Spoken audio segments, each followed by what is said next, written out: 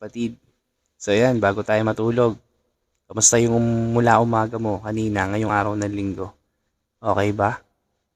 Dapat maging okay yan. Kasi dapat naramdaman mo yung presensya ng Lord. So bago tayo matulog, meron akong isang share na Bible verse. So, kung may Bible ka, i-check mo to ha.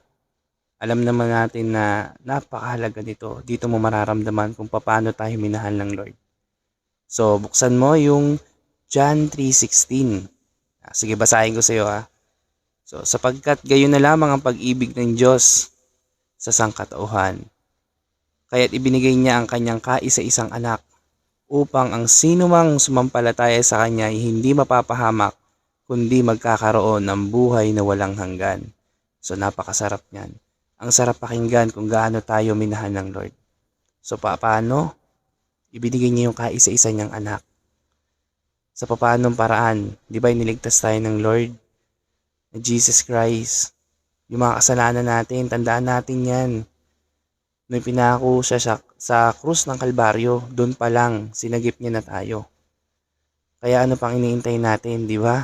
Araw-araw tayo magpasalamat dahil sa buhay na ibinigay sa atin. So magpapatuloy tayo ha. Huwag tayong makakalimot. God bless and be still kapatid. See you.